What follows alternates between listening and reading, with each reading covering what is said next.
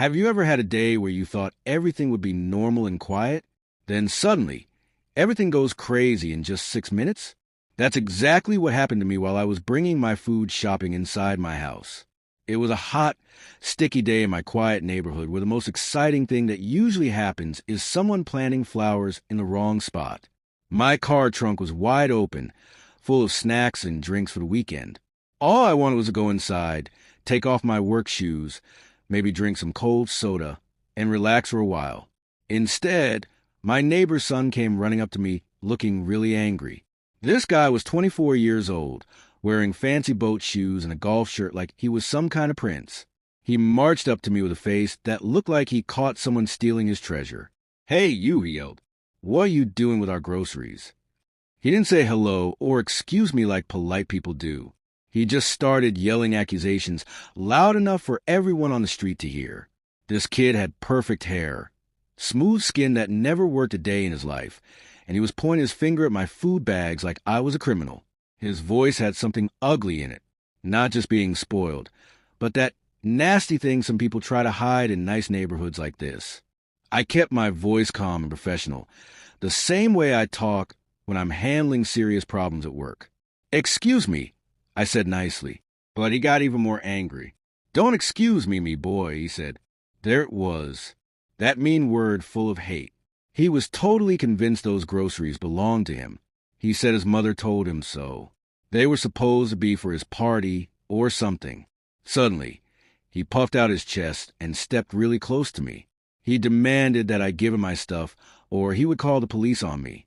You know that feeling when part of you wants to laugh, but another part feels that old, tire hurt? Like, oh no, here we go again. I've lived long enough to know the difference between an honest mistake and someone trying to make me feel bad.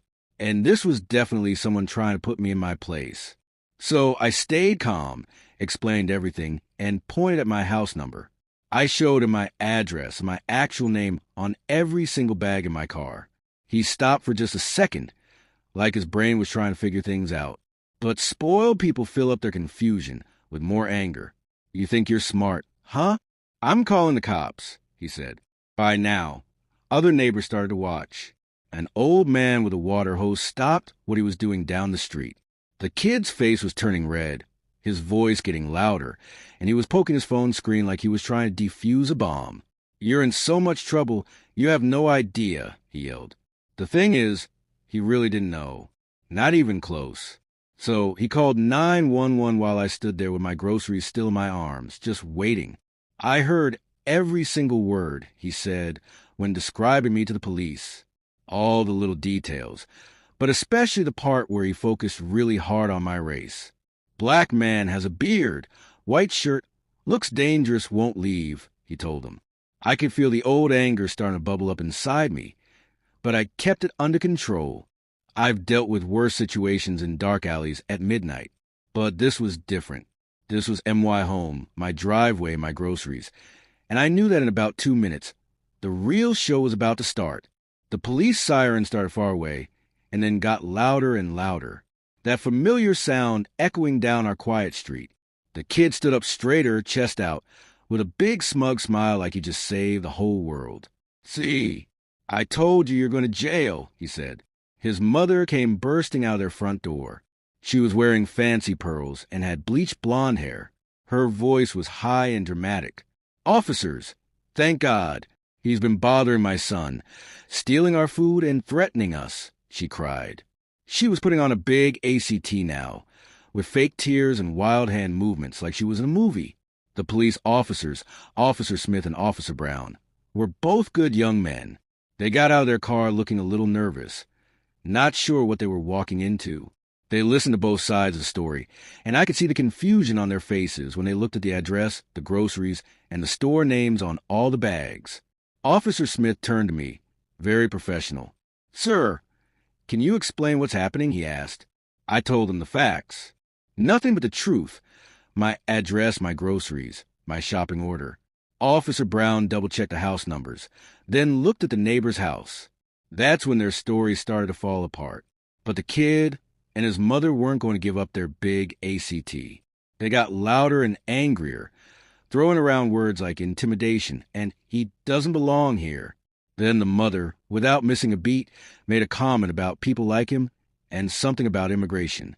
The officers looked shocked, and it felt like the whole driveway got colder. I decided it was time. I offered to show them my ID, but not just any ID. I showed them my badge, shining bright right under my driver's license. Officer Smith's eyes went really wide. He recognized it immediately. Officer Brown understood too. Suddenly, everything changed. The mother was still ranting, thinking I was lying. "Arrest him. He probably stole that badge," she screamed. The son was shaking now, all his tough guy act melting away fast. Officer Smith's voice turned cold and professional. "Ma'am, sir, you made very serious accusations. You called 911 with a false report. Do you understand how serious that is?" The words hung in the air like a dark cloud. Then Officer Smith dropped the big news. "This man is the chief of police for this entire city." You could have heard a pin drop. All that noise, all that anger, gone, replaced by silence so thick you could almost touch it. The son's mouth just hung open like his brain stopped working. The mother went completely pale, shaking, grabbing her boy's arm to keep from falling over. Officer Brown stepped in, making it clear this wasn't just a false report anymore.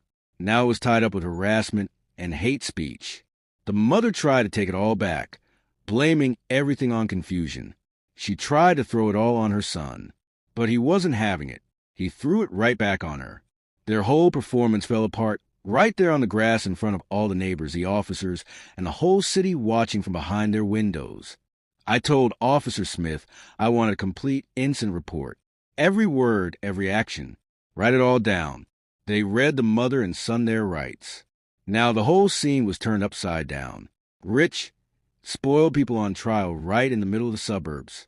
The mother was crying, begging us not to make it public. Her husband was a city councilman. Her son had a party that night. I didn't care. Your reputation doesn't matter to the law. I told her. You asked for justice. Now justice has arrived. News about what happened spread everywhere before the sun even went down. By the next morning, the story was everywhere. Local news, social media, even national TV shows. Videos showed up online with hashtags trending. The family's past came out too.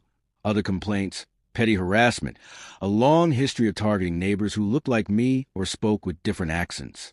My police department got flooded with support and demands for action. The councilman tried to help his family, but this was out of his hands now. In the courtroom, their expensive lawyer tried every trick in the book. Misunderstanding, overprotective mother. He even accused me of being intimidating. But the evidence was crystal clear. The 911 call, body camera footage, witness testimony, and the smoking gun, the councilman's connection to a big development project I had opposed to protect our community. It turned out their mistake wasn't just about groceries or even race alone. It was about power, money, and getting an obstacle out of their way. The whole city was watching now as corruption got dragged out into the light. The mother and son broke down completely. They confessed everything and testified against the councilman. He got indicted, disgraced, stripped his power, and sentenced to jail. Their family's world, once built on status and comfort, came crashing down like a house of cards. The mother sent me a letter saying she was sorry. The son was seen volunteering at places he never would have stepped foot in before. My own standing changed too. People saw me as someone who stood up to power, someone who didn't back down when the moment came.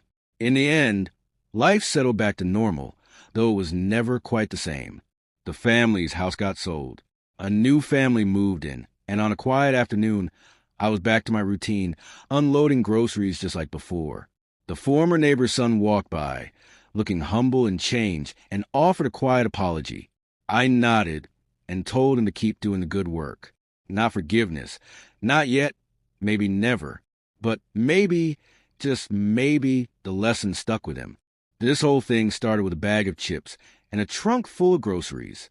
But it cracked open an entire system and showed the world what can happen when prejudice, privilege, and power collide on a sunny driveway. So now I stand here, groceries in hand, not just a neighbor, but a witness and participant in a fight for something bigger than myself. The question is, what would you have done? Where do you draw the line between right and wrong, justice and revenge? Share your thoughts below. Let's talk about what real accountability looks like and how we make sure moments like this become not the rule, but the exception.